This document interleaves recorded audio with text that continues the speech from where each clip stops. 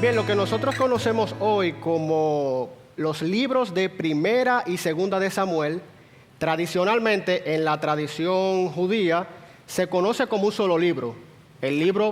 Simplemente el libro de Samuel. Y es en la Septuaginta, en la traducción griega del Antiguo Testamento, donde nosotros empezamos a ver una división en estos libros. Y esta traducción de la Septuaginta, del Antiguo Testamento al griego, es bien importante porque fue el Antiguo Testamento que usaron los primeros cristianos. Y de hecho, en el Nuevo Testamento es la traducción que se utiliza cuando se cita o se usa el Antiguo Testamento. Y es allí en la Septuaginta donde nosotros encontramos estos libros divididos en dos, pero no se llama Primera y Segunda de Samuel, se llama Primera y Segunda de Reinos. Mientras que lo que nosotros conocemos hoy como Primera y Segunda de Reyes se llama Tercera y Cuarta de Reinos. Por lo que se trata, por lo menos en la tradición de la Septuaginta, estos 4 libros como un solo libro en 4 volúmenes. Y nosotros debemos entender el libro de Primera y Segunda de Samuel como una sola composición, como un solo libro en 2 volúmenes. Y nosotros podemos preguntarnos, ok, ¿y por qué entonces los tenemos en 2 libros? Bueno, por una razón sencilla. En la antigüedad los libros se escribían en rollos. Y los rollos tenían pues un espacio definido, un espacio específico de contenido. Y bueno, cuando el rollo se agotaba, pues simplemente se seguía escribiendo en otro rollo. Y la razón por la cual este libro tiene el nombre de Samuel es porque nosotros seguimos en este caso la tradición hebrea de llamarlo dentro de los personajes humanos principales de este libro, el primero que nosotros nos encontramos es Samuel. Y por eso se llama Samuel. Aunque, como vamos a ver, Samuel no es el personaje del que más se habla en este libro, sino que es David.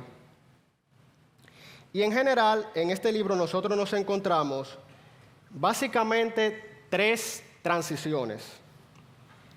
Y en este libro encontramos, primero, la transición desde el sistema de gobierno descentralizado que vemos en el libro de los jueces a una más centralizada que es la monarquía.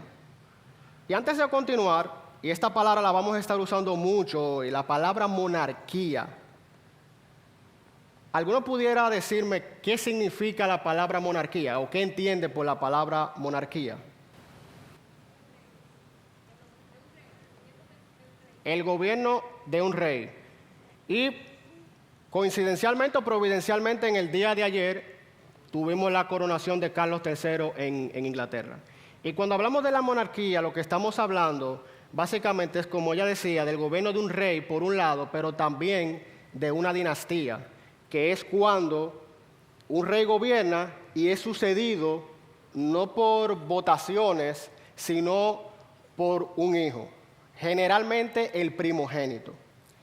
Así que en este libro nosotros vemos cómo Israel, de ser un grupo de tribus que tenían cierta unidad, ya entonces ahora pasan a ser una monarquía, con un gobierno central.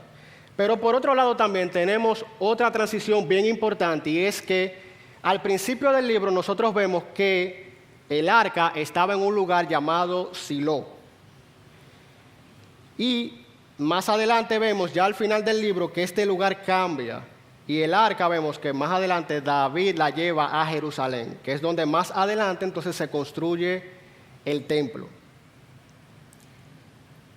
Y finalmente tenemos la transición de una liga de tribus a un reino, no solamente a una monarquía, sino que Israel ahora pasa a ser un reino, con potencial para ser un imperio. Así que este libro trae cambios, trae diferencias, trae transiciones en la historia del antiguo Israel. Por otro lado, respecto a la autoría, ¿quién escribe el libro de Samuel?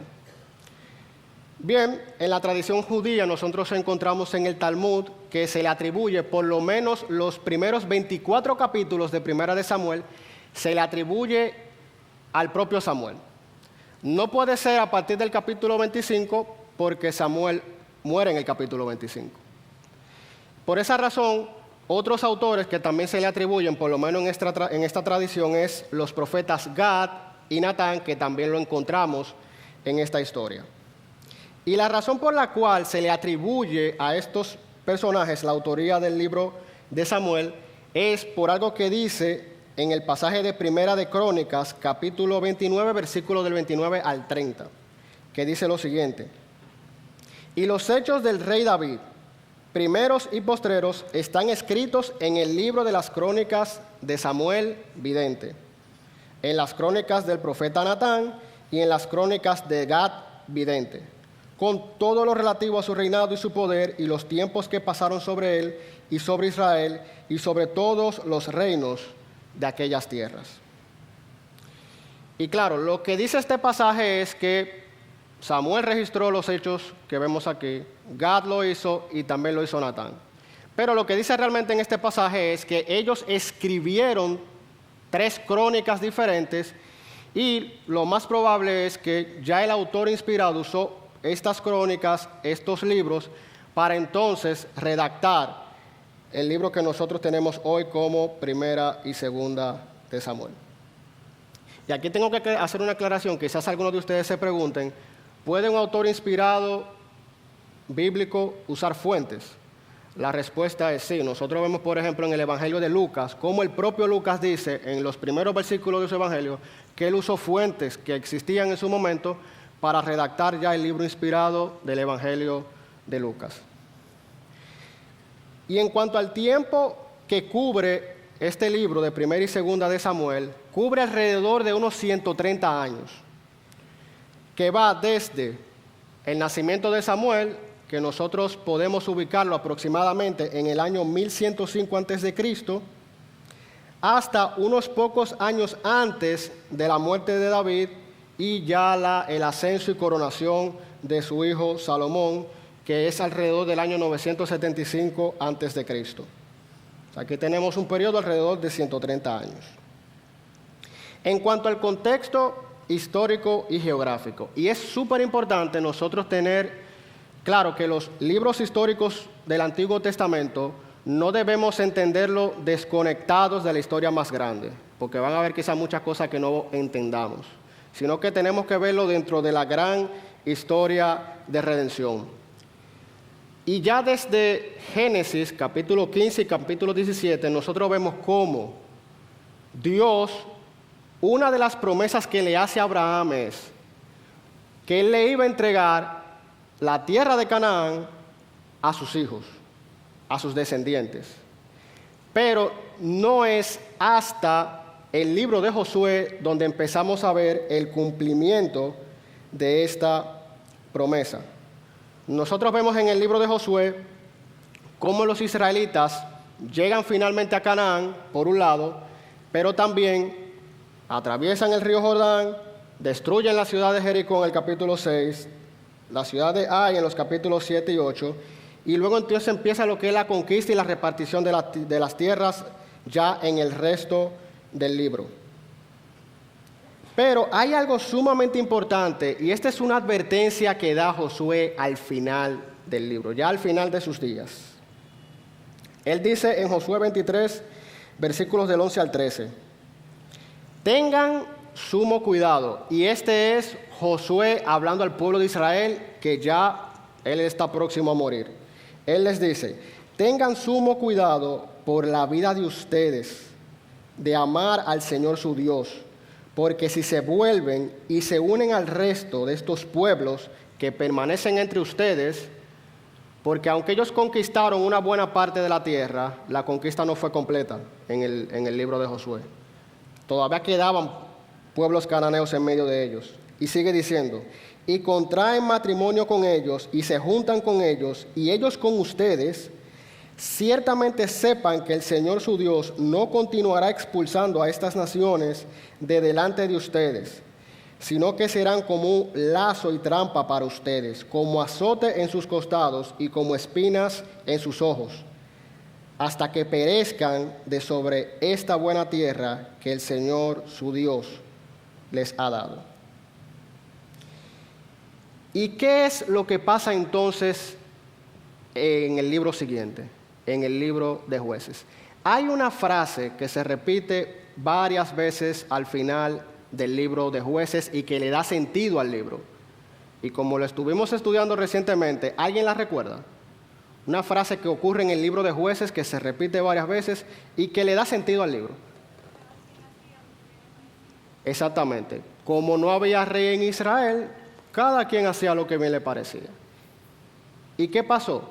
Que el libro comienza diciéndonos que en vez de ellos hacer lo que Josué les había dicho, de expulsar al resto de las naciones de Canaán, comenzaron a convivir con ellos, comenzaron a tener matrimonios, comenzaron a mezclarse.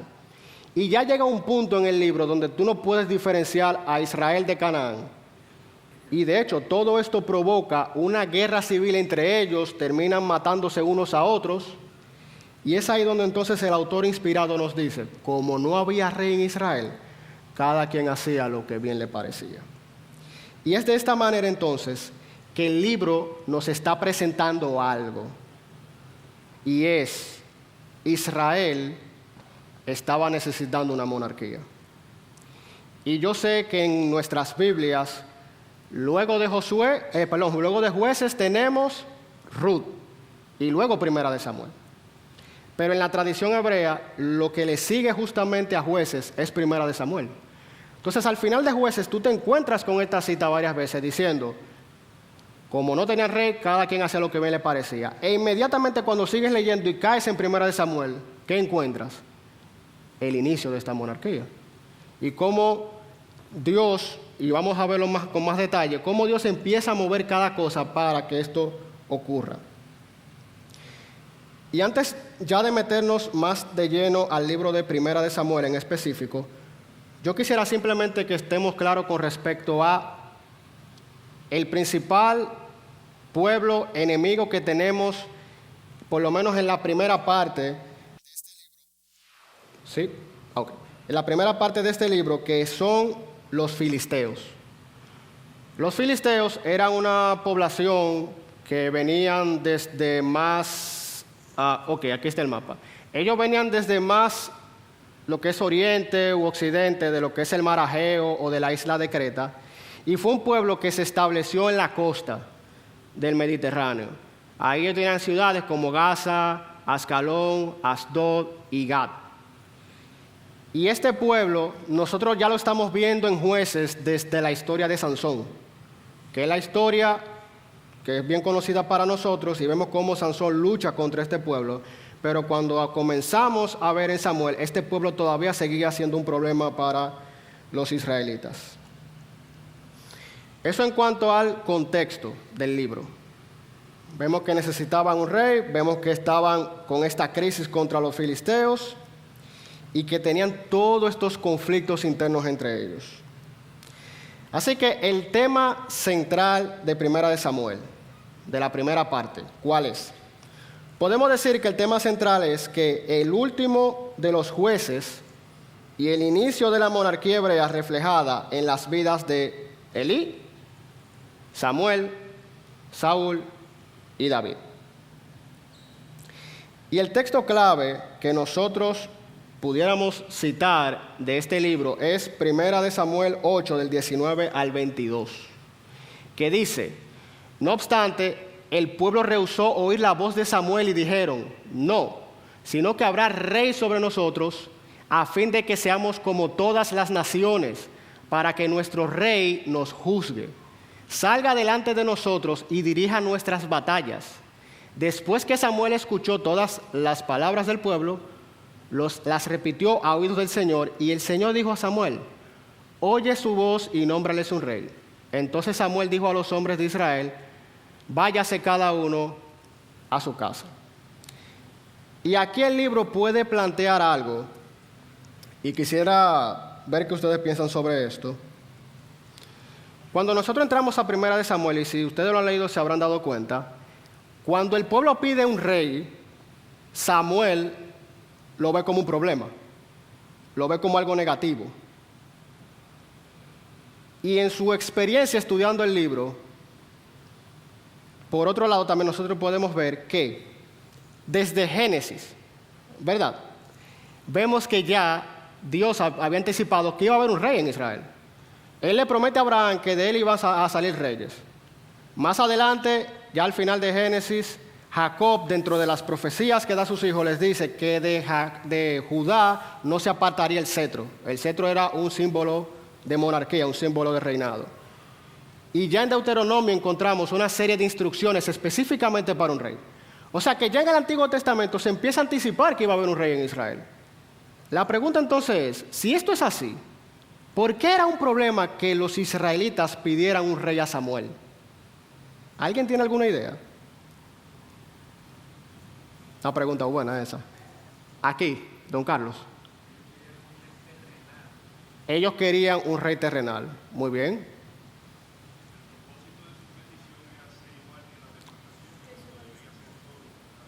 Exactamente. El punto era, por un lado, y las dos respuestas están bien. Por un lado, ellos querían un rey porque ellos no confiaban del todo en el Señor.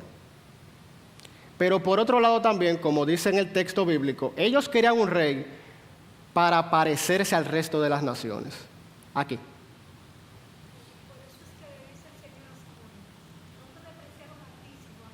Exactamente. Por eso, como bien ella dice, Dios les dice, no te despreciaron a ti, sino a mí, al mismo Señor. Pero también otra cosa, cuando Dios le da su pacto a Israel, algo que Él les dice es, ustedes tienen que ser diferentes al resto de las naciones que están alrededor de ustedes. Porque ¿qué va a pasar? Si ellos se parecían a ellos, va a pasar lo que pasó en el libro de Jueces. Se terminaron mezclando y tú no terminas sabiendo quién era un israelita y quién es un cananeo.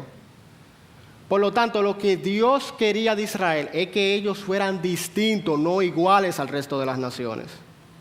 Y ese es un principio que también aplica a nosotros. Muchas veces nosotros, sobre todo los jóvenes, tratamos muchas veces de parecernos a las tendencias, las modas que hay, pero así como en el Antiguo Testamento, así sigue siendo para nosotros. Nosotros tenemos que marcar una diferencia y estar apartados de las tradiciones del mundo. Bien, en cuanto a la palabra clave del primer libro de Samuel, es la palabra rey que se repite 77 veces. Y ya nosotros ahí podemos empezar a ver un énfasis en el libro.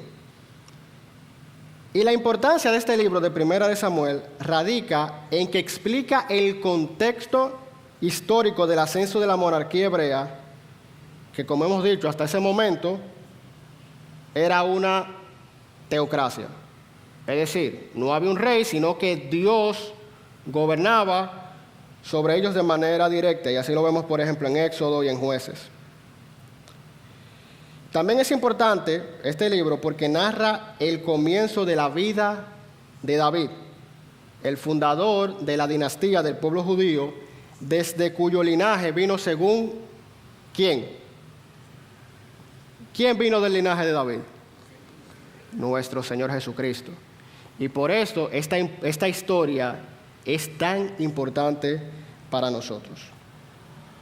Bien, en cuanto al bosquejo del primer libro de Samuel, una forma, digamos, sencilla de nosotros aprendernos la estructura del libro es nosotros saber quiénes son los personajes humanos principales que vemos en este libro, que son Samuel, Saúl y finalmente David.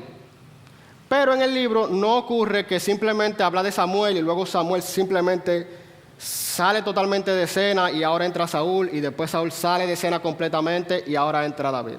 No, sino que ellos se solapan. Nosotros vemos la interacción de Samuel con Saúl, luego vemos la interacción de Samuel con David, pero también vemos la interacción de Samuel con Saúl y así sucesivamente. Entonces, tratando de hacer un resumen del libro de Samuel para tener una idea, vamos a decir, general de las cosas que vemos allí, lo primero que nos encontramos es con el nacimiento de Samuel. Y aquí nosotros tenemos a una mujer llamada Ana. Y dice que esta mujer era estéril, no daba hijos. ¿Y qué hizo esta mujer? Y vemos que cuando ustedes leen este relato ven que ella está cargada y ella ora al Señor. Ella se derrama delante de Dios, pidiéndole al Señor un hijo. Tanto así que ella dice: Señor, si tú me das un hijo, yo lo voy a dedicar por entero a ti. Y lo que ocurre es que Dios muestra su gracia para con Ana y le provee de un hijo. E interesantemente, el nombre de Ana, lo que significa en hebreo es gracia. Es decir, que a Ana, que significa gracia, es a quien Dios muestra gracia dándole un hijo. Y luego vemos en el capítulo 2 cómo Ana eleva una oración que al mismo tiempo es un canto, es un poema delante de Dios en gratitud. Pero este poema es bien importante porque, y de manera interesante, Primera de Samuel, en el capítulo 2 tenemos un canto, un poema, el de Ana. Pero al final de Segunda de Samuel tenemos otro canto, otra alabanza, pero en este caso es de David. Y el tema de ambos cantos es muy similar. Entonces vemos cómo el libro en cierto modo empieza con algo y termina con algo muy similar, con dos cantos. Y el tema de este canto es, primeramente, que el Señor bendice a los débiles. El Señor bendice a los débiles. Nosotros vemos cómo Dios, por ejemplo, bendijo al pequeño Samuel y no al sacerdote Elí. Pero también vemos cómo Dios bendice a David y no al grande de Saúl. Entonces nosotros vemos que Dios muchas veces actúa al revés de como nosotros muchas veces pensamos. Y eso nos recuerda mucho un pasaje que dice: Dios resiste a los soberbios, pero da gracia a los humildes. Y ese es el gran tema de estos dos cantos, que comienza inicia y termina el libro de Samuel. Y nosotros vemos cómo los inicios de Samuel contrastan fuertemente con la maldad de los hijos del sacerdote Elí. Vemos cómo Dios luego llama a Samuel, siendo básicamente un niño, y vemos cómo Samuel empieza a ministrar donde estaba el arca de Dios en Silo. Y recuerden que el arca era una caja que Dios había mandado a construir y que estaba puesta anteriormente en el lugar santísimo del tabernáculo, donde estaba la presencia misma de Dios en medio de ellos. ¿Y qué pasa luego? Ahí tenemos entonces otra escena del libro, que es donde el arca, precisamente el arca, se pierde y luego retorna a Israel. Y aquí pasa algo sumamente importante, y es que los israelitas, cuando están precisamente en guerra con los filisteos, ellos tienen la idea de: ok, vamos a usar el arca, vamos a llevarnos el arca con nosotros y vamos a pelear con los filisteos y vamos a ver que vamos a ganar. ¿Ustedes saben lo que estaba pasando ahí? Ellos estaban tratando de usar a Dios a su propia conveniencia, porque era algo que muchas veces hacían en los pueblos antiguos. Es como que, bueno, si el arca de Dios está con nosotros, la presencia de Dios está con nosotros. Si la presencia de Dios está con nosotros, nosotros vamos a ganar. Pero era usando a Dios a su propia conveniencia, a su propio antojo, que estaban en ese momento. ¿Y qué pasó luego de aquí? Que entonces ellos son vencidos y los filisteos se llevan el arca con ellos. ¿Y qué pasa luego de ahí? Que al final los filisteos tuvieron que regresar el arca porque Dios derramó su juicio sobre ellos. Y fíjense cómo, y es irónico, cuando tú tenías un ejército con el arca, ellos fueron vencidos. Y el arca sola venció a todo el pueblo de los filisteos. Y ahí nosotros podemos ver el gran poder de Dios. y de cómo Dios hace lo que Él quiere, con o sin nosotros. ¿Y qué pasa entonces? Que los filisteos no tienen de otra que regresar el arca a Israel. Porque Dios, solamente Dios con el arca los venció. Y luego que regresan el arca, entonces Samuel hace un llamado al pueblo al arrepentimiento. Y Dios lleva a Israel a vencer a los filisteos. Y aquí nosotros vemos un principio que vemos también en el libro de Josué. La victoria de Israel sobre sus enemigos no iba a ser por fuerza, no iba a ser por estrategia militar, iba a ser por fidelidad. ¿Qué nosotros vemos en el libro, por ejemplo, de Josué?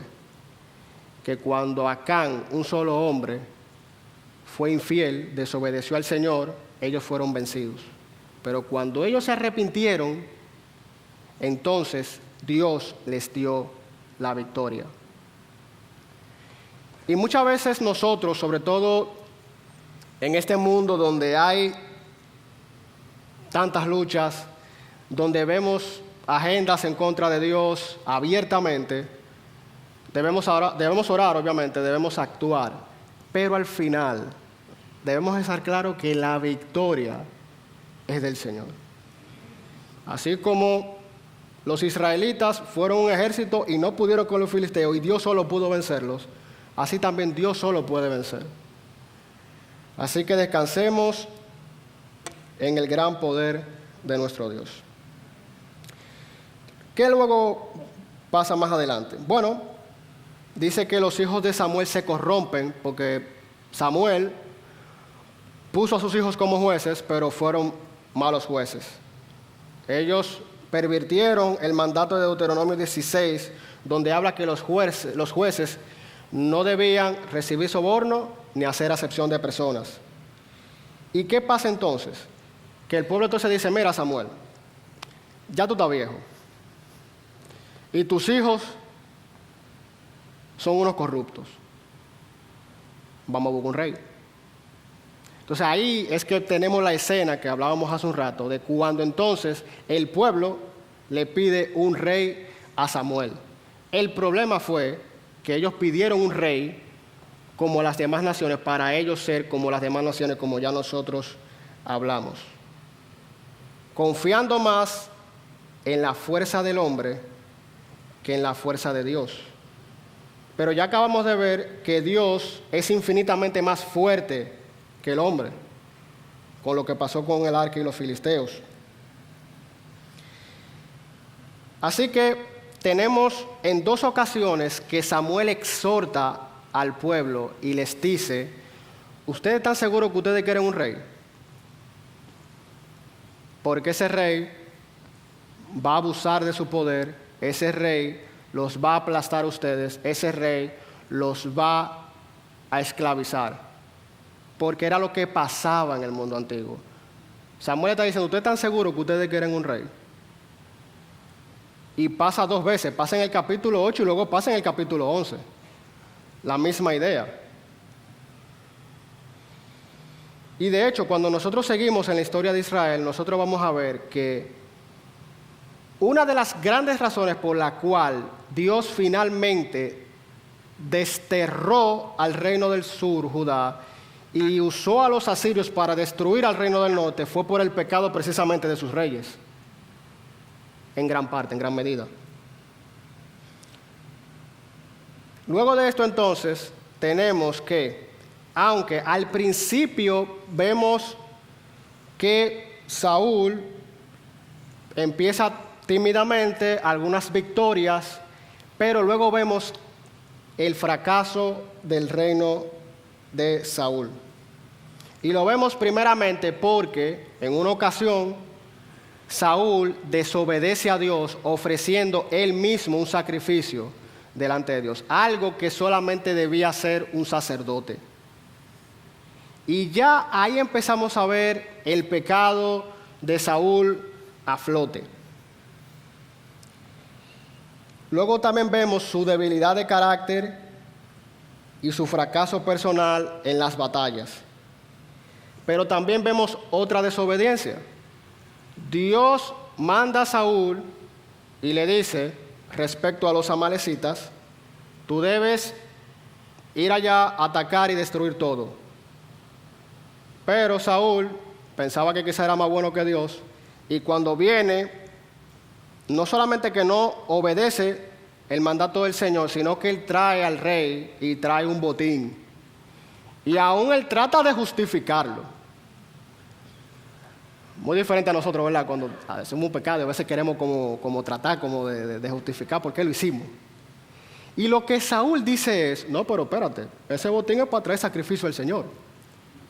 Pero ahí entonces Samuel le dice, pero ¿qué fue lo que Dios dijo?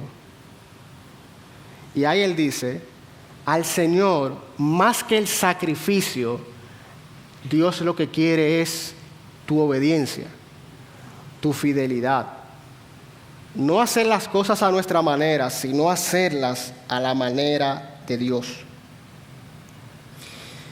Y luego tenemos en el capítulo 16 un episodio bien conocido para muchos de nosotros, y es cuando ya Samuel le dice a Saúl, mira, ya Dios te desechó. Claro, pasaron años luego de eso, pero ya Dios había desechado a Saúl. Y luego entonces Samuel va a un pueblo, a Belén, Dios lo manda allá, para ungir a un rey, al próximo rey. Y aquí pasa algo bien interesante. Cuando Samuel llega a la casa de Isaí, ve a los hijos de Isaí, gente fuerte, y dice, imagino yo que él iba ya con su aceite. Ah, no, mira lo que este es el ungido del Señor. Entonces viene Dios, espérate Samuel. Ese no es. ¿Por qué? Porque tú estás mirando lo que está frente a ti, pero yo estoy mirando el corazón. Yo estoy mirando lo que hay en la mente de esas personas. Entonces es interesante porque Samuel en ese caso comienza a hacer lo que el pueblo había hecho. ¿Cuál era el rey que el pueblo había querido? Oh, este hombre alto, grande y fuerte como Saúl. Y cuando él ve a todos los hijos de Isaí, y no son ninguno, y dice, pero Isaí, ¿te falta alguien? Ah, sí, un muchacho, el último hijo, el más joven, que anda por ahí pastoreando ovejas. Lo más raro, el perfil más extraño para un rey. Un muchacho, David. Y cuando viene, entonces Dios le dice a Samuel, este es. ¿Por qué? De nuevo, porque Dios estaba viendo el corazón, no el tamaño, no la fuerza.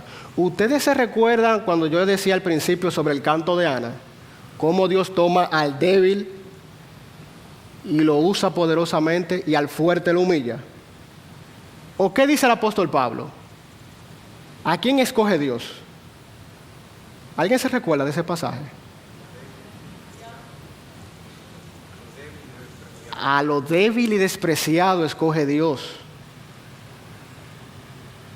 El mismo Isaí dijo, no, pero ni siquiera trajo a David delante de Samuel en principio. Él lo despreció, no va a ser él, porque imagínate.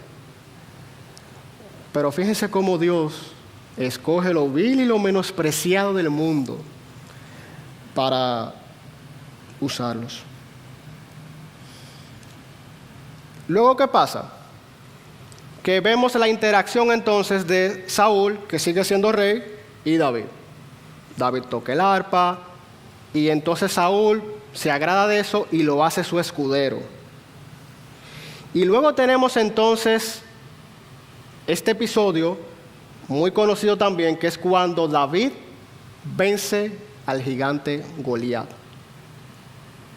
De nuevo, el hombre grande y fuerte, pero esta vez no era Saúl, era Goliat.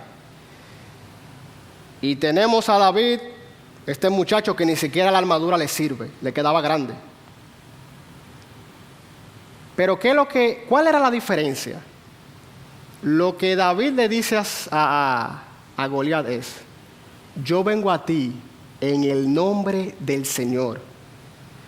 Y ahí vemos una diferencia marcada entre Saúl y David. Vemos cómo David confiaba en el poder de Dios. Y sabemos más adelante que no fue un hombre perfecto, y lo vamos a ver, él pecó. Pero nosotros vemos en esta historia que era un hombre que confiaba en el Señor, en el poder del Señor, no en sus propias maneras como era Saúl. Y finalmente, a partir del capítulo 18, tenemos el declive y muerte de Saúl. Y vemos cómo esta sección bien extensa, lo que tenemos es una persecución del rey Saúl contra David. Y de hecho, yo creo que por esto nosotros vemos que muchos de los salmos, cuando uno lee los salmos, y en mi caso personal lo estoy leyendo ahora mismo, uno se encuentra con muchos salmos donde el salmista, y se le atribuye a David, dice: Señor, sálvame. Señor, estoy en peligro. Señor, ayúdame. Porque David fue un hombre muy perseguido. Lo persiguió el rey Saúl por un periodo extenso, y más adelante, lo vemos en 2 de Samuel, su propio hijo Absalón. Y él tiene que salir, tiene que huir. Pero Dios es tan bueno, Dios es tan poderoso, que Saúl, siendo el rey, y David, no teniendo un ejército, el Señor lo protege, el Señor lo guarda. Y finalmente tenemos la muerte del rey Saúl. Y es aquí donde entonces cierra el libro de Primera de Samuel. Bien, entonces antes de entrar a Segunda de Samuel, algunas lecciones que podemos aprender del libro de Primera de Samuel.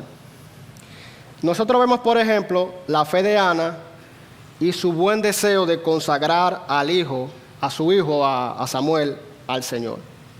Pero también encontramos el ejemplo negativo de Elí siendo negligente para corregir a sus hijos.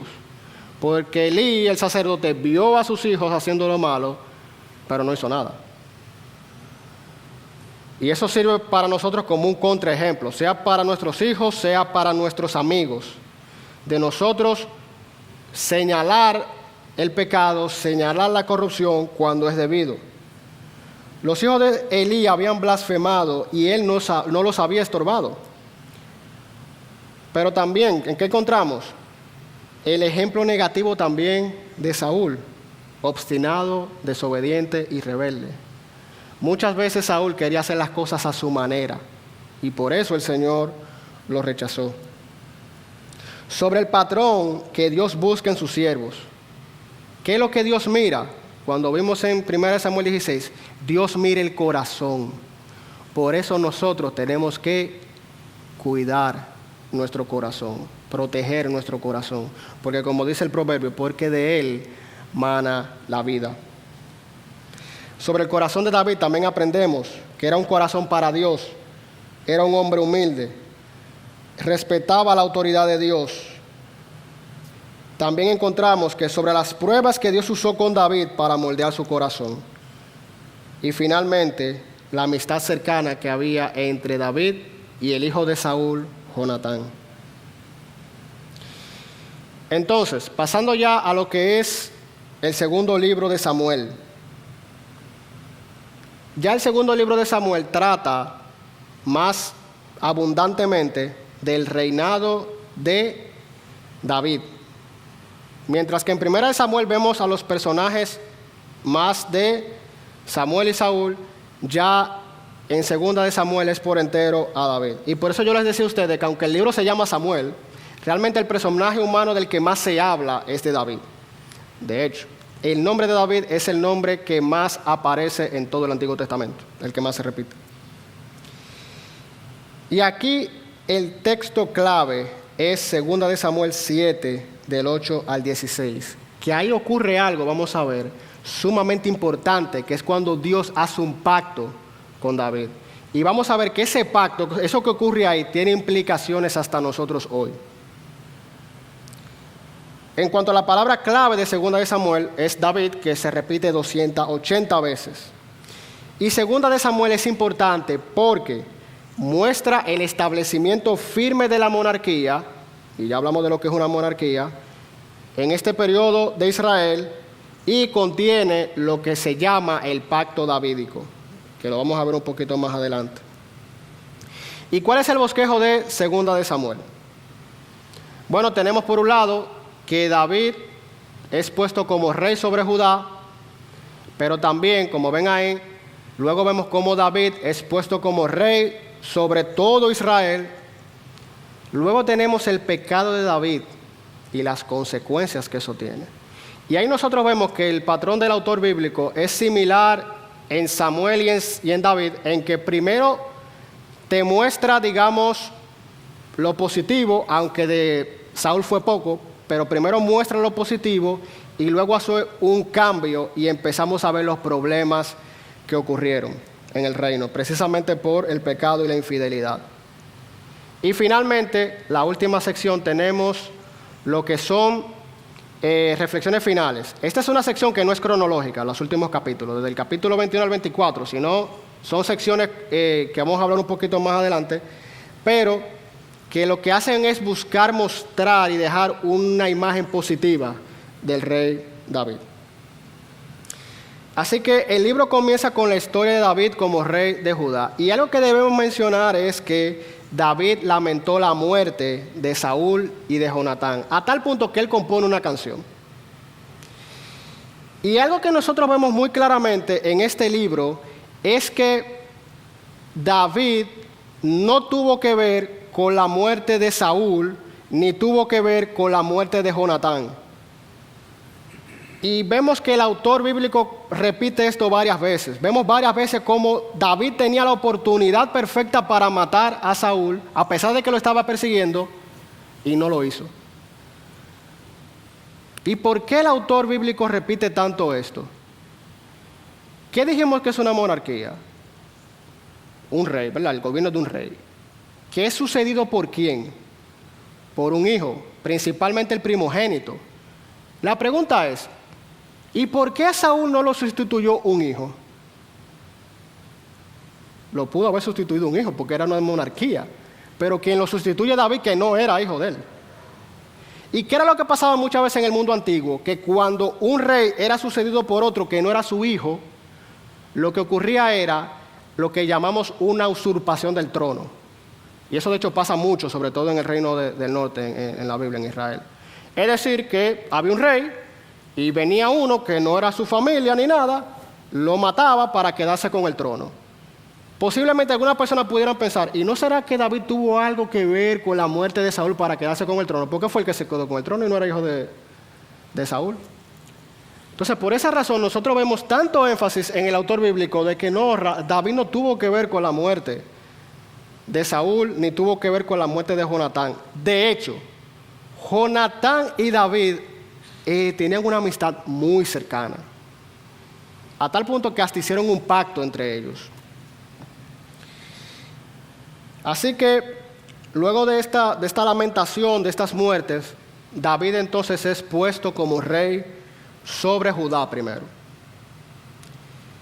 Y luego tenemos una serie de conflictos en los capítulos 3 y 4, donde había un personaje llamado Abner, que era de la gente de Saúl, y la facción de Abner decía, no, el rey va a ser Isboset, que es el hijo de Saúl, porque es una monarquía. Y entonces empieza una serie de conflictos, donde finalmente muere Abner y muere Isboset. Pero de nuevo, David es inocente. No es David que está tramando algo para quedarse con el trono. Y nosotros vemos cómo Dios va moviendo cada ficha providencialmente y soberanamente para ese niño, pastor de ovejas, que Samuel había ungido años antes, termine siendo lo que ya Dios había establecido que iba a ser, que era su próximo rey. Dios movió cada ficha para que eso fuera como Él ya lo había establecido. Y ya que Isboset y Abner estaban muertos, entonces David es coronado rey sobre no solamente sobre Judá, sino sobre todo el pueblo de Israel. En el capítulo 5 tenemos entonces cuando David conquista de los jebuseos lo que es la ciudad de Jerusalén, que más adelante pasaría a ser la capital de su reino. También David vence a los filisteos. Y en esta batalla, interesantemente, vemos cómo David, cada vez que va a dar un paso en la batalla, dice, él consulta a Dios. Él consulta al Señor. En contraste con Saúl, que no lo hacía. Y cuando yo estaba estudiando para este material, esta porción en particular a mí me dio duro, por así decirlo. Porque muchas veces nosotros tomamos decisiones, muchas veces hacemos cosas, y uno se pregunta, ¿y yo oré por esto? ¿Yo consulté al Señor por esto? Y a veces nos parecemos más a Saúl, que hacemos la cosa así, a nuestra propia fuerza, que a David, que consultaba al Señor.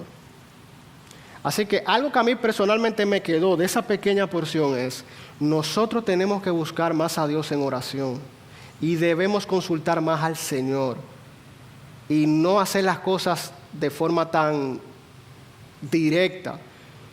Y yo no sé si yo soy el único hombre que le pasa eso, pero tenemos que aprender a consultar al Señor y a orar al Señor en cada decisión que debamos tener. Sea una decisión grande, sea una decisión pequeña, e involucremos al Señor en el proceso. Entonces tenemos el episodio donde David lleva finalmente el arca a Jerusalén, y aquí tenemos una transición que habíamos dicho al principio. El arca estaba en Silo y era allá donde la gente iba a adorar, y ahora David lleva el arca a Jerusalén, a la capital del reino, para que ahora la gente vaya allá a adorar al Señor. Y aquí pasa algo, mis hermanos, que es clave. Voy a ver cómo me manejo, pero cuando ya lleva David el arca a Jerusalén, David le dice a Dios, Señor, yo quiero hacerte un templo, porque ¿cómo es posible que el Dios de Israel no tiene un templo, no tiene un edificio, lo que tiene es una casa de campaña para su arca? Y Dios le dice a David a través del profeta Natán, David, tú me quieres hacer una casa, pero yo te voy a hacer una casa a ti. Y lo digo así porque en el hebreo la palabra es la misma, pero en el primer caso, lo que David quería hacerle a Dios era un templo. Lo que Dios le promete a David es una dinastía. Él le dice, de ti van a salir reyes y va a salir un rey eterno que va a gobernar sobre Israel y las naciones por siempre. Y luego de esto entonces tenemos que David vence a los filisteos y a los moabitas, y también David muestra bondad con Mefiboset, que era hijo de Jonatán y nieto de Saúl. Muestra gracia. Él no dice, no, espérate, esta gente me pueden hacer un problema, él es descendiente de Saúl, me pueden hacer un lío. No. Él muestra gracia con Mefiboset por el pacto que él había hecho con su padre Jonatán. Y luego entonces tenemos una sección bien larga del capítulo 10 al capítulo 20, que es el pecado de David.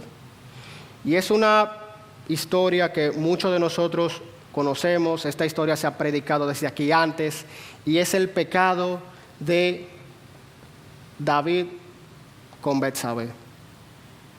Y es aquí donde hasta ahora hemos visto el reino de David subiendo y todo va muy bien y todo en orden, pero ahora empieza una especie de descenso. Empieza este pecado y las consecuencias que tuvo. Y Dios envía a su profeta, a Natán, y reprende a David. David se arrepiente, pero aún así el hijo que había sido concebido por ese pecado murió. Y a partir de aquí entonces tenemos algo que el profeta Natán le había dicho a David: la espada no se apartará de tu casa. Y fíjense cómo ese pecado tuvo consecuencias tan funestas. Tanto así que Amnón, un hijo de David, viola a Tamar, su media hermana. Pero luego, ¿qué pasa? Que Absalón mata a Amnón, pero luego entonces Absalón persigue a David para matarlo también, para quedarse con el trono. Y luego Absalón muere. Es una imagen bastante trágica.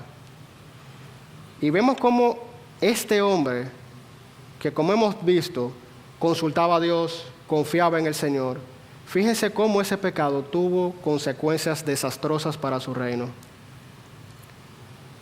El pecado, mis hermanos, tiene consecuencias. Por eso nosotros tenemos que guardarnos de él, protegernos de él, y que el Señor nos ayude a tener cuidado. Finalmente, ¿qué ocurre? Ya después de la muerte de Absalón, que David se lamenta, entonces viene la pregunta: ¿quién entonces va a suceder a David en el trono? Y como sabemos más adelante, aunque ya eso pasa en Primera de Reyes, quien lo sustituye entonces es Salomón. Y en cuanto a las reflexiones finales del libro de Segunda de Samuel, y es la última parte porque es una parte que no es cronológica, o sea, no está en orden de tiempo, simplemente son eventos que el autor bíblico escoge para no dejarnos con la imagen de un David simplemente con una familia destruida y con un reino aparentemente fracasado, sino que nos recuerda las grandes cosas que el Señor hizo a través de David y sus hombres.